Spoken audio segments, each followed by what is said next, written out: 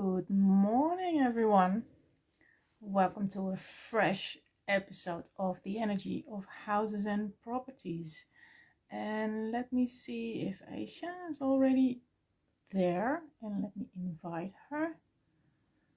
And if you have a question for us, just put it in a comment box so we can see it and have a chat about it. There is Aisha. I'll invite her.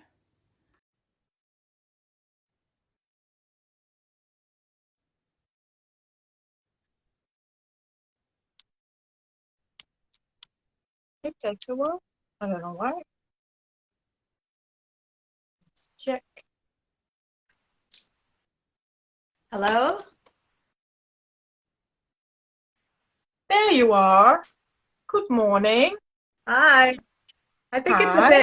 bit shadowy here. Can you see my face? Is it a bit shadowy? Yes, It's in but it's fine. shadow. I Yeah. can see you. We can see you. And I can see the I'm top of your gonna head. Maybe you I think can. I'm gonna move because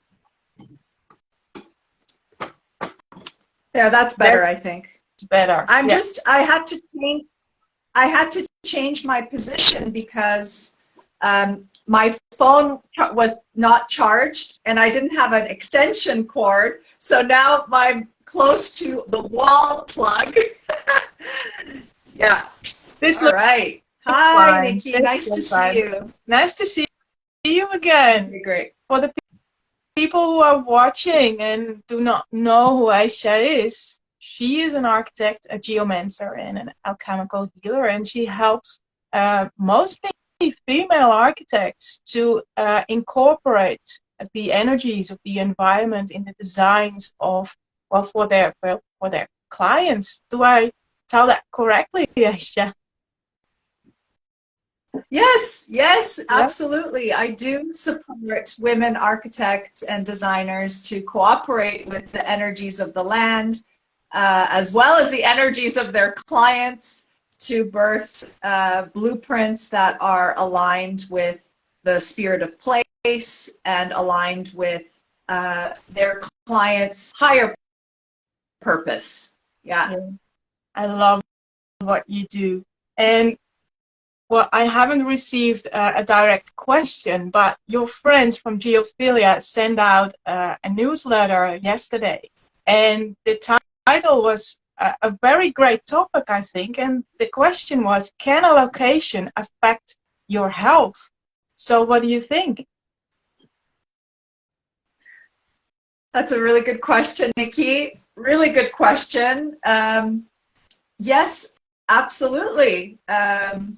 A location most definitely can affect your health, and there are many different factors, as you know, Nikki, in this topic, in this inquiry. And places have a deep connection to the layers of history, accumulated events, thoughts, patterns, imprints from the, let's say, or patterns, forces from the energies of the region, you know, globally, right? Where are you located around the world? What's the weather like, right?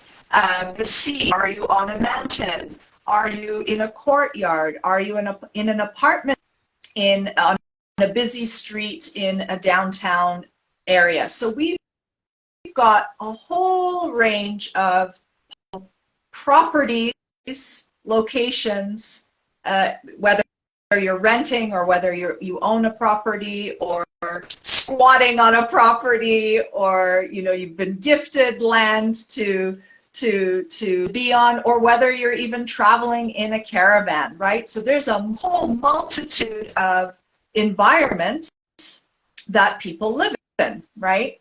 So it's important to really first take a big picture and understand, okay, we've got a whole variety of conditions spatial conditions, regional conditions, historical conditions, social conditions, um, conditions that are, relative to some relative points on the globe, the sphere, right? And so all these spaces, these unique places, hold a certain frequency.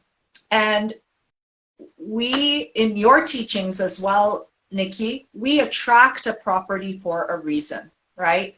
There's something within us, a frequency within us that attracts this property. And there's a resonance there. Whether we like the property or not, the property has something to teach us. So going back to your question, can you repeat that question just so I'm clear on the Can allocation affect your the language there? Can allocation affect your health and well-being? Yes.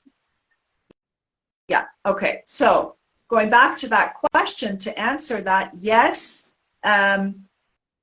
And it's important to look at why you've attracted that property, because properties, land, the spirit of place always has something to teach us about our health and can support us in our transformation. If we go to stepping back a little bit further before we dive into that topic about the relationship between you and your property and how you can learn from this property and transform with through this learning process. If we step back, we have various, in geomancy, we've got various potential causes, issues, problems that can cause illness, depression, bad sleep, consistent tension between your family members and partners, stress, anxiety, unease. Now, from a geomantic perspective, in a more technical geomantic perspective, I want to emphasize that, in a more technical geomantic perspective, this can be due to underground, water courses that are toxic. This can be due to receiving way too much power energy from wind hitting the face of a building. This can be due to radon gas emitting from granite deposits, granite under the earth.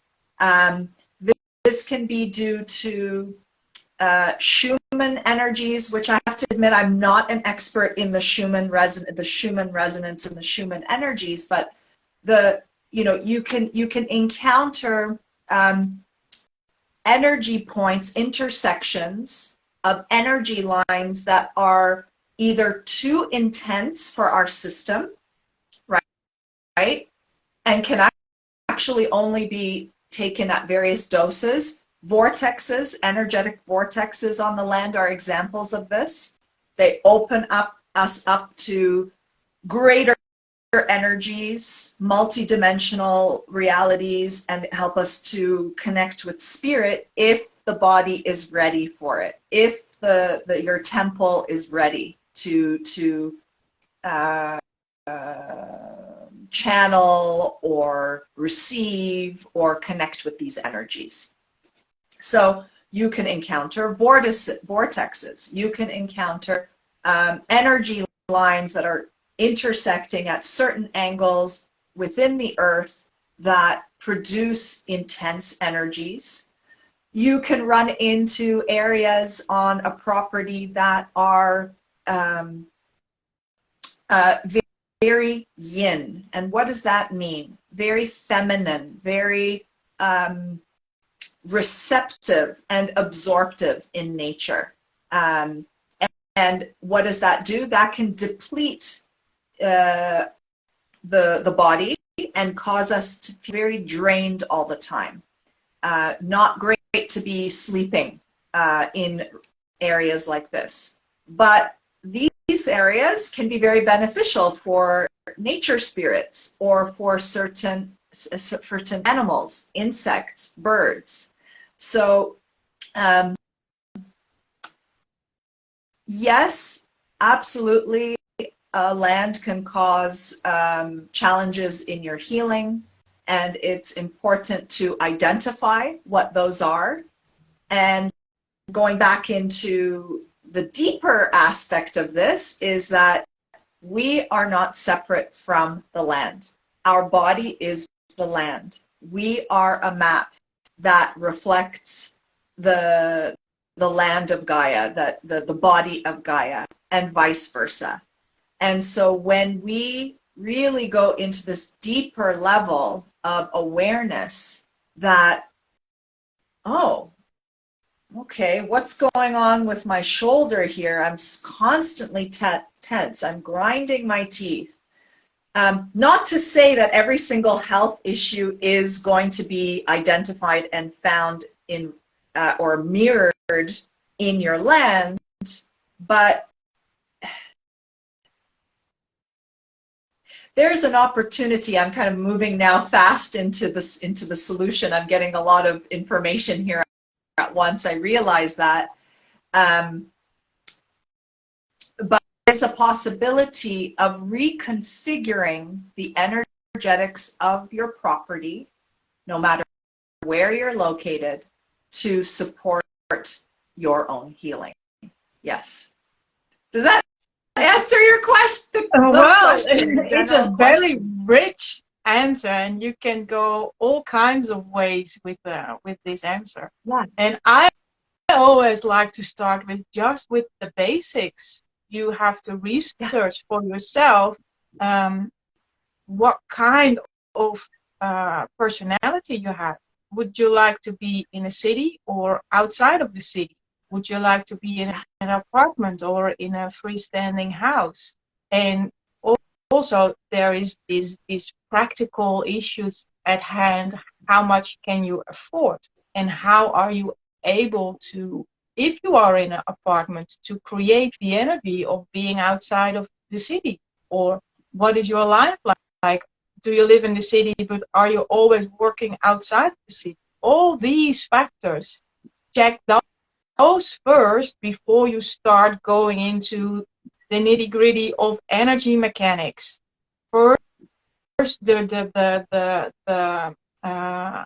how do you say that, the bigger scale energy stuff before you go into the really small, fine tuning energies, because it's easier and you get more results from that. Because if you realize that you live in the city and it doesn't make you happy, the energy of a city, to be there all the time, then it might be a good idea to look for an opportunity to move elsewhere instead of finding a vortex that might not even be there.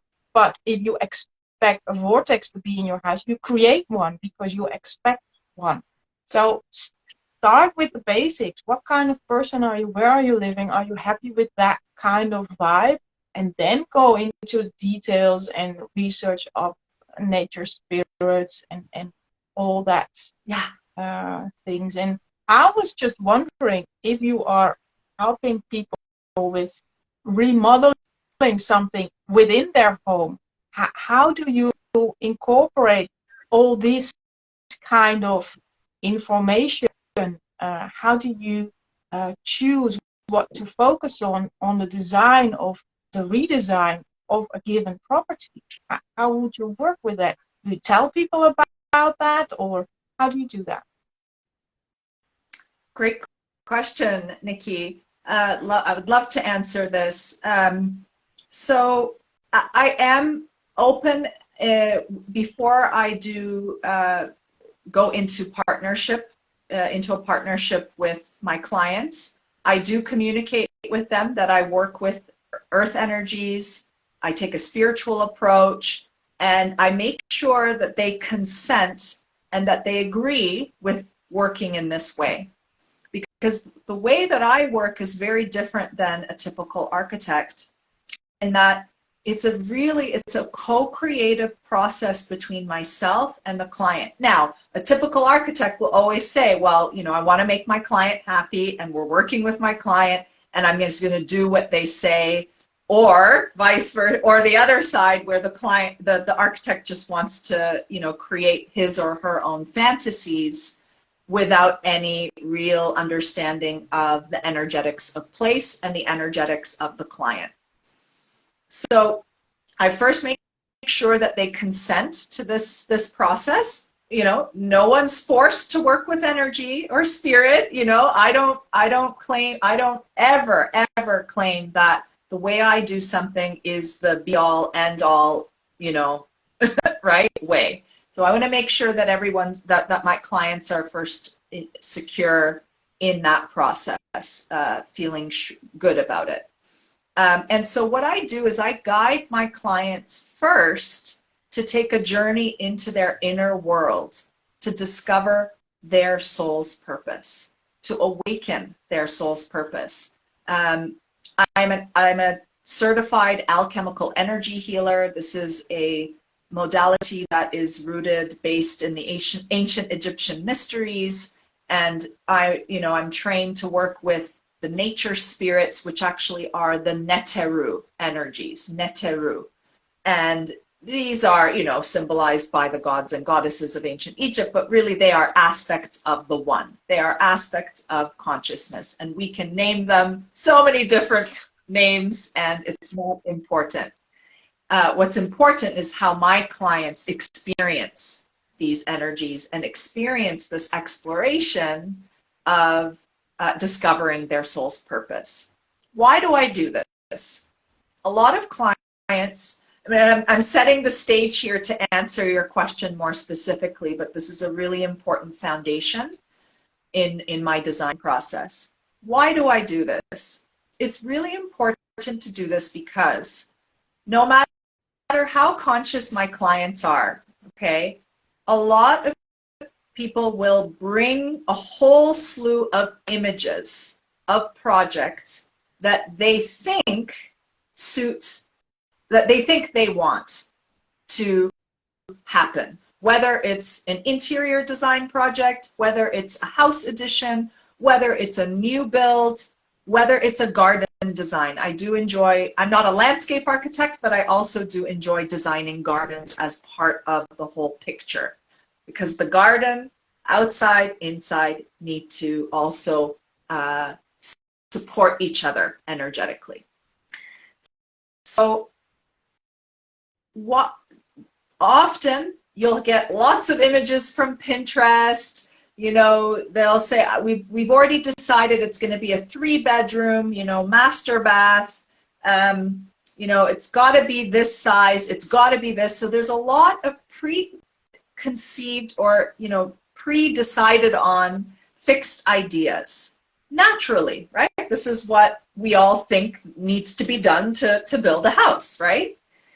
So what I do is I actually then invite them to relinquish their attachments or relinquish any fixed ideas that they may have about the project. They may carry through some of the ones that they had initially, but most often they are surprised at what really comes out of what really wants to be birthed as a result of discovering what their soul truly desires, truly wants. And this requires an openness and a commitment to investigate your inner world. So what I do is I guide them through a process where they tune into really what brings them joy, what brings them, what gets them juiced up, what is the life that they really want to lead and live. What are the kinds of relationships that they want to have in their life with their children, with their family, with their loved ones, with their community. And often what happens is they end up realizing that what they brought forward and what they brought to the table at the beginning could be even just an image in their mind, you know, even if they don't have pictures, is like, oh shit, I've been designing a house for my father all along. Do you have an Oh shit. example? Do you have an example of, Well, what happened? Like, yeah, what was the shift? yeah, yeah, that's a really good question.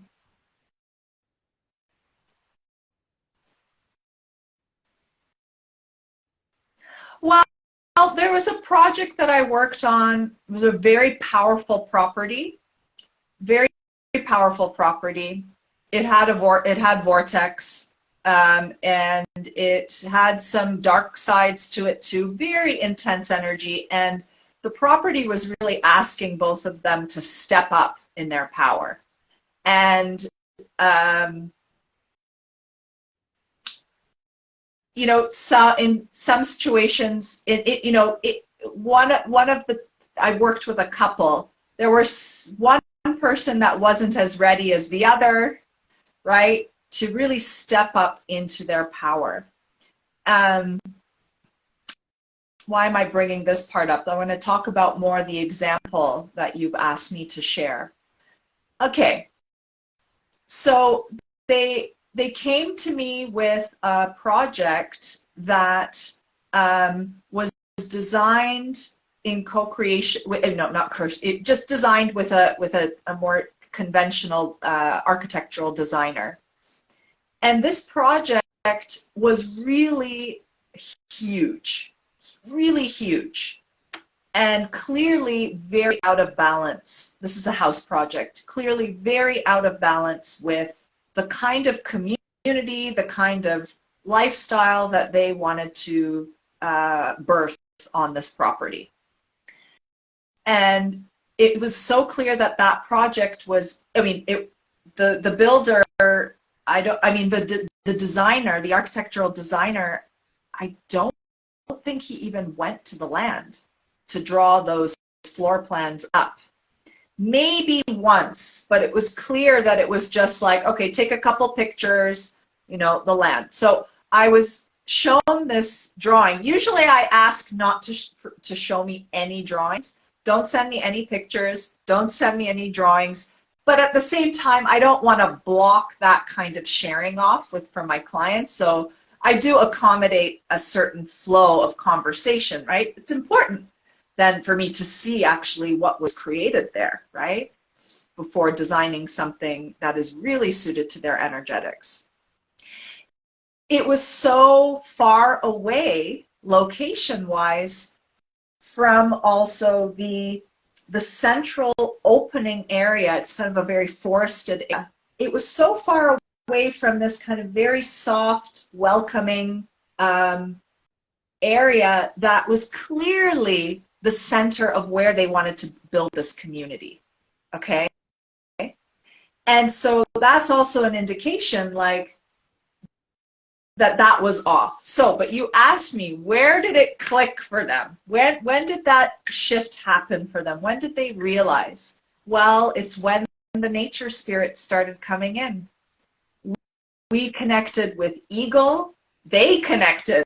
I facilitated it. They connected with the energy of Eagle. They connected with the energy of Dragon. And in fact, Dragon was one of the husband's power animal in this context, and Eagle was the wife's power animal in this context.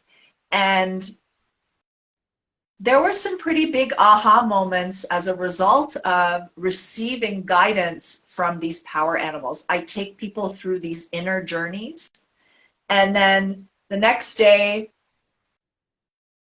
the husband was ignited, kindled with that childlike joy of redesigning his house, of getting his hands in there. So what was really an aha moment for him was, oh my God, I used to believe in dragons all the time. And that's why I'm fiery. That's why I'm powerful. That's why I have this intuitive gift. I could see things when I was a child. So he got excited about these things again. And the next days and the mornings after, actually, after this deep journey we did together, he started sketching and drawing and bringing that life back. And Nicky, the home that was designed before had no life.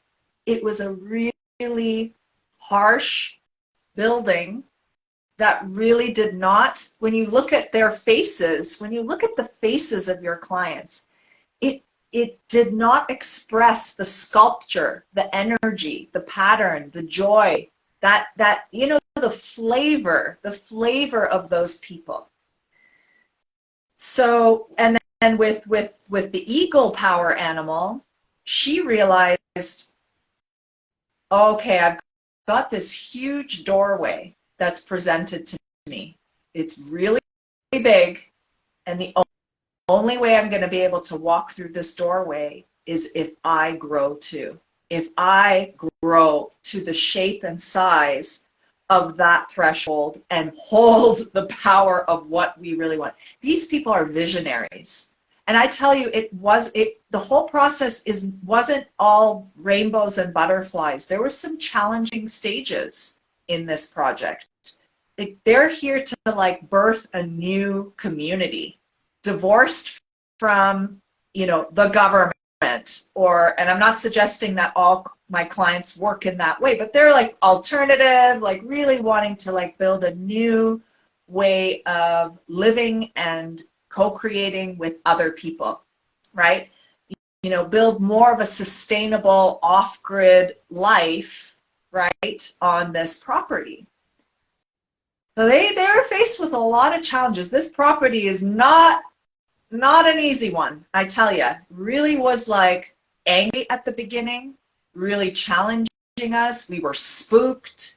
There were ghosts. There were, I mean, The whole shebang. and the whole shebang, Nicky, as you know it, the whole shebang. And so I think that was a pretty powerful transformation moment, you know, facilitated by, you know, aided by these powerful nature spirits, animal spirits. Yeah. So the result of this journey was actually there was a design before, and they let it all go and created something totally new. Yeah. That is amazing. That is amazing. Yeah. And the location changed totally. The land guided us to be closer to, even though I swear there was a lot of water under there, Nicky. There was a lot of water. I get intuitions pretty quickly, and so I was guided in the beginning, like, no, the house needs to be here and closer to that warm, soft community area, right? That opening. I'm like doing this with my hands, right? Like arms, like holding. And I'm like, there's so much water here. We're like, there's so much water. What's going on, right?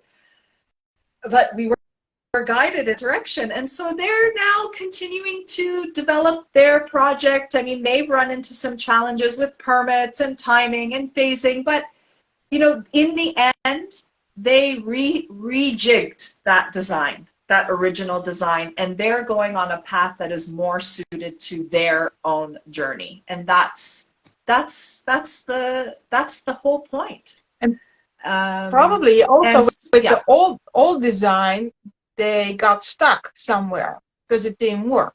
That's why they probably connected with you to begin with. Yeah, exactly, Nicky. And I love that what you just said. The old design, they just probably made them get stuck somewhere. And if you think about it, blueprints. If any of you out there are biogeometry practitioners, I'm not a biogeometry practitioner, but if you think about, I'll take out my architectural scale here, like lines, right? Blueprints are a series of lines, of intersecting lines that create shapes, forms, and when those shapes and forms intersect, they emanate a certain energy. Now, stepping back, when an architectural designer, a builder, an engineer, an architect draws floor plans or sections or elevations, whatever that is, whatever they draw, architectural drawings, if they're not drawing it with a certain level of consciousness, of love, of joy, of ease, of, right, like all these kinds of high frequencies, right? If you're drawing it stressed, if you're like rushing, if you're doing that, if you're not caring about the property that you're focusing on, if you don't really care about really what the clients need and listening to what they need, then all of that bad energy also gets transmitted into the blueprint. And then what happens is, connected to what you just said, is it emanates an energy that causes all kinds of problems along the way. Permit problems, construction problems, relationship problems, you name it, health problems, right? Likewise with land. Land is a configuration of shapes and forms, lines on the surface of the earth, and if it's been mutilated, if it's been disrespected, if the nature spirits have been shunned away from it, if there's been a murder, if there's been, right, like I'm going with all the possibilities here. If the proportions are just off, right, if there's a weird entrance, then that emanates a certain frequency, a certain energy, which can cause all these issues, health, abundance issues, you name it. So it's this, the process that I guide my clients through is really a process of discovering themselves. Yeah, you could compare that with cooking with love, I guess, creating. Yeah. And you will notice that. And what I come across in my work, sometimes I come into homes that are in a property that had a different function. Instead of being a home, it was a postal office or a hospital or stuff like that. And then a hotel. Yeah. Yeah. Then one of the first things I do is then go to this blueprint and find this seed point of the architect and the intention and change that. So you have, I always translate it to my clients as you have to tell the building that it has a different function now. And if it wants to agree with that new job, basically, because it's very different from being a hospital or being a home. And that already shifts so much. What I love about what you're saying, Nikki, yeah, ask the building, tell the building, ask and tell, like, are you ready for this to be a new function? Go through that process of clearing all that old baggage or old patterning, whatever was inserted when the project was first initiated. And I lost my train of thought. Yeah, I find that so powerful. This is what I was going to say. This is a true inner approach that you're doing, Nikki, that you're working with. That working with the inner dynamics here. Really listening to, that original thought, the original thought form, the original pattern that was created by this architect or builder. Rather than, which can sometimes be misinterpreted, especially with, feng shui tips and tools, or and I'm saying the original, like the true feng shui masters would do the same thing that you're doing.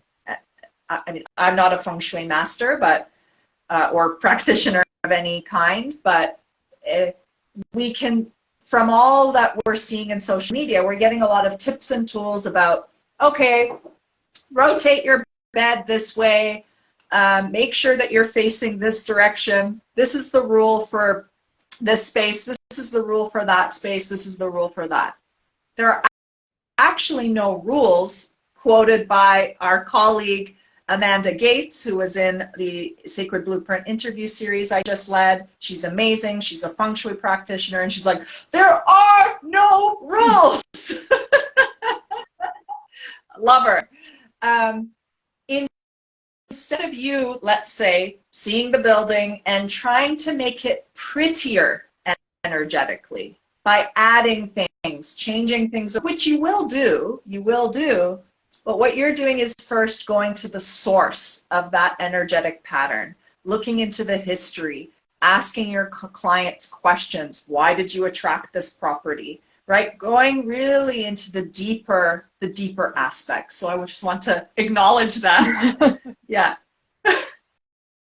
Yeah, and of course, all these rules, they have a purpose and they work, but most often Absolutely. I find that they work like paracetamol. They work, but they don't fix anything. Like okay. This medicine you take for a headache, paracetamol. It works, but you do not. Yeah, it works, but it doesn't, take away the source of the problem or the issue. But it has its value, and it is whatever you prefer. Yeah, and it can be a combination. Absolutely, it can be a combination. I mean, there is truth to, not having a toilet. So I'll give a great feng shui tip.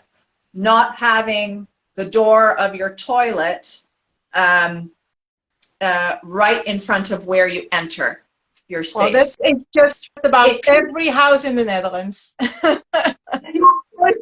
Reading that in you, that you probably, because it's like so narrow, yeah. And there's like, what do you do? Yeah. But there are ways around it. So I'm not saying that configuration-wise that if you have that you need to move away from your house. But I don't personally think that the energy of the toilet being right in front of it when you enter is great. So what would you do? What would you do in that situation? Like, does Nikki hang something on the door of the toilet? The bathroom? I didn't do anything because my toilet is next to the entrance, and as I said, it's in just about every house in the Netherlands. It's that way. You enter, and then there's the toilet on the left or the right of the entrance. And what can you do? It's like you cannot change the size of the house. You just cannot. Yeah. So either you can get crazy over it and make a mind fuck out of it and create a huge problem, or you could just not care and reinforce what is already good about your house and connect to that kind of energy and make that one stronger and bigger, so it is not such an issue. That is always the better thing you can do, because if you discover that for your own personality, blueprint, astrological, whatever you value, your house has not the right size, you cannot make it half a meter bigger. It is impossible. Or you should have incredible financial resources. But why would you do that? You cannot change that. So instead of doing that, change the energy and the atmosphere, because there are some kind of rules, but those are energetic rules, and one of them is if you give it attention, you will create energy, and energy will create attention. So you can make your own space sacred by giving it the right amount of attention in the kind of vibe and frequency that you wish to reinforce.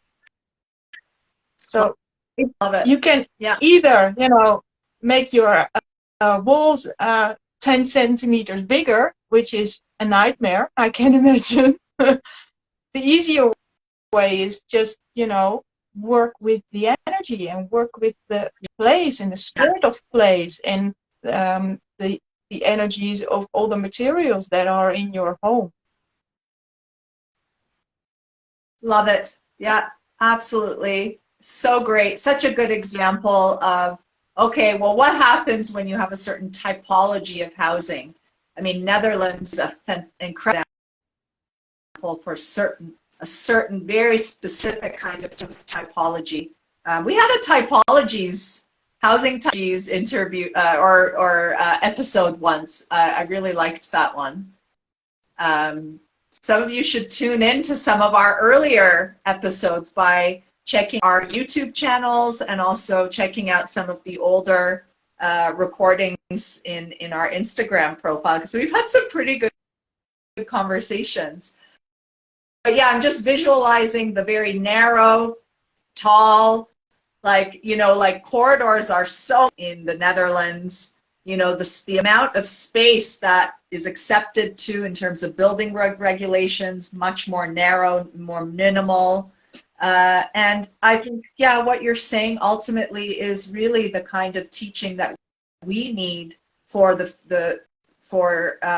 step this new consciousness, which is, when you pay attention to something, that energy is going to grow. So if you're focusing on the fact that, oh shit, I have a toilet in front of my entrance and worrying about it, that worry, what I'm hearing, what you're saying, will create more of a bad energy than just simply, okay, accepting it's there and focusing on the spots and spaces in your house that bring nourishment, grounding, alignment, and to enhance those. Yeah. Love it. Well, Nicky, this is a great conversation. How are we doing for time? I think it's great. I feel like I do need to go in a couple minutes, but are there any questions? Wondering if any of the audience members, participants have any questions. I haven't seen a comment. Maybe they come later on. So if you have any questions about this conversation or any other issues you might have energetically, or questions about the mechanics of your home or the energies of your home, just drop us an email or a DM or write it down here in the comments, so we have a topic for our next one in a couple of weeks. Yeah, follow us on the Instagram, and if you want to work with us, just drop an email and describe your wishes, and we'll reply as soon as we can. So awesome. Love it, Nicky. Thank you for great conversation. Thank you. Yeah. We'll see you next time. See you next time. Bye-bye.